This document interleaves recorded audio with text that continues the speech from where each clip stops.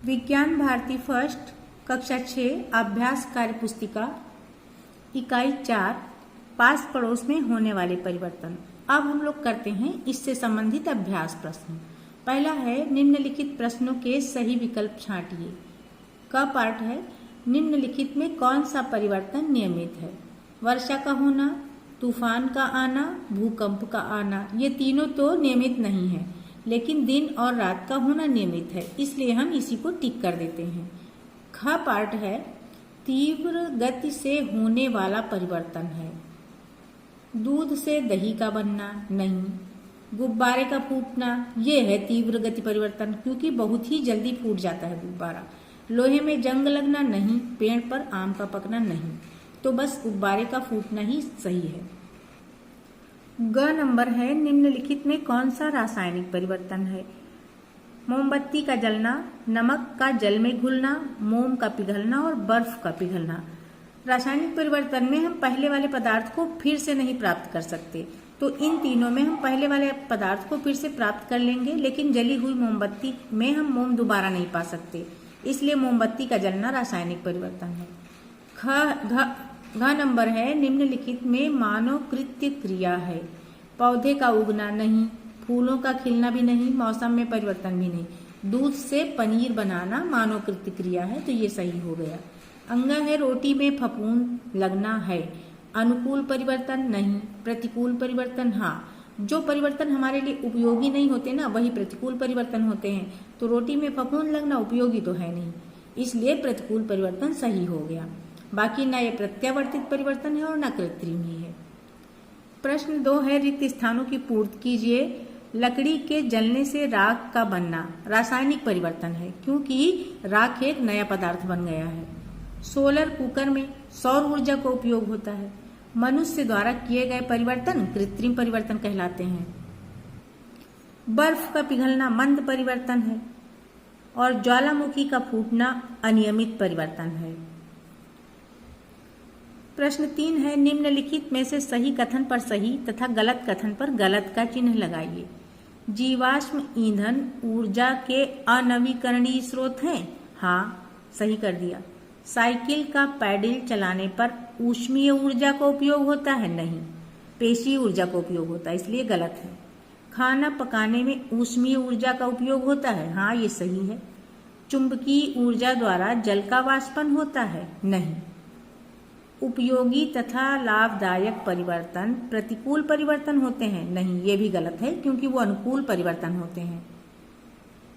प्रश्न 4 में स्तंभ का तथा स्तंभ खा को सुमेलित करना है। जल का वाष्पन, जल का वाष्पन सौर ऊर्जा से संबंधित है। कोयले का बनना ये जटिल परिवर्तन है। चुंबक द्वारा लोहे की वस्तु को उठाना ये चुंबकीय ऊर्जा से होता है। ज्वार भाटा आना प्राकृतिक परिवर्तन है और आम का पकना अनुकूल परिवर्तन है। प्रश्न 5 में बेमेल को छांटकर नीचे लिख देना है। पेट्रोल, डीजल, कोयला और लकड़ी। पेट्रोल, डीजल और कोयला ये तो जीवाश्म ईंधन है, लकड़ी अलग हो गई, लकड़ी यहाँ लिख दिया। आम का पकना, दूध का फटना, दूध से दही का बनना, केले का पकना। यहाँ पे दूध का फटना तीव्र परिवर्तन है, जबकि बाकी 3 मंद परिवर्तन है। या फिर हम ये भी कह सकते हैं कि दूध का फटना प्रतिकूल परिवर्तन है और बाकी 3 अनुकूल परिवर्तन है। हम दोनों तरह से समझ सकते हैं। ग में है ऋतुओं का बदलना, वर्षा का होना, आंधी का आना और बर्फ का पिघलना। यहाँ पे वर्षा होना, आंधी आना और बर्फ का पिघलना ये तीनों अनियमित परिवर्तन है, जबकि ऋतुओं का बदलना नियमित परिवर्तन है। तो यहाँ पे हम ऋतुओं का बदलना लिख देंगे। घ है बर्फ का पिघलना, माचिस का जलना, लोहे में जंग लगना और बच्चों का बढ़ना। यहाँ पर माचिस का जलना तीव्र परिवर्तन है, बाकी तीनों मंद परिवर्तन है। अब अंगा नंबर है नियंत्रित परिवर्तन, प्राकृतिक परिवर्तन, सूखा पड़ना, भूकंप का आना।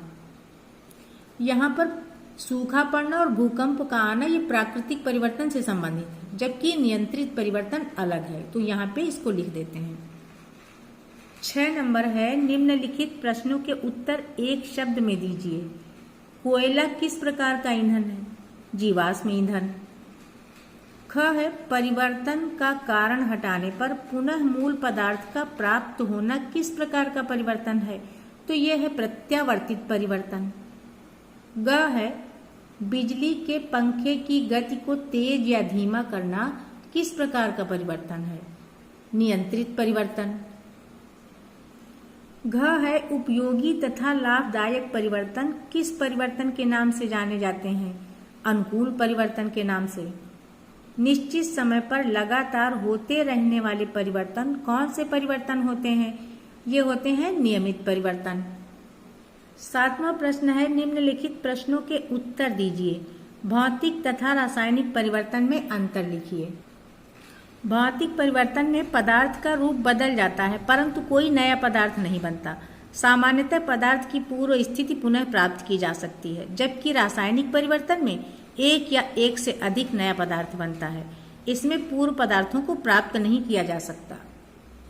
प्रश्न ख है प्राकृतिक तथा कृत्रिम परिवर्तन में विभेद कीजिए।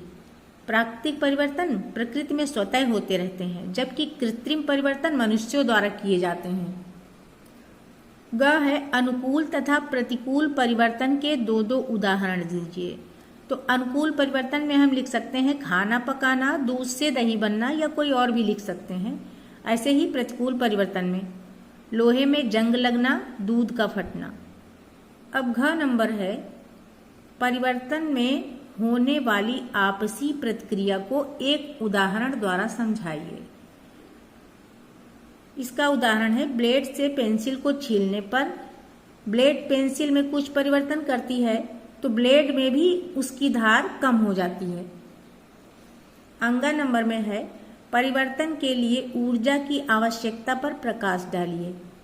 अनेक परिवर्तनों के लिए ऊर्जा की आवश्यकता होती है, जैसे थोड़ा सा अल्कोहल हथेली पर रखने पर यह शरीर की ऊष्मीय ऊर्जा अवशोषित करके वाष्पित हो जाता है। प्रश्न 8 है मंद तथा तीव्र परिवर्तन को सुमेलित कीजिए। बर्फ का पिघलना ये मंद परिवर्तन है तो इससे मिला दिया। लोहे पर जंग लगना भी मंद परिवर्तन है। माचिस की तीली का जलना ये तीव्र परिवर्तन है तो इसको तीव्र परिवर्तन से जोड़ देते हैं। नाखून का बढ़ना मंद परिवर्तन है तो इससे जोड़ देते हैं।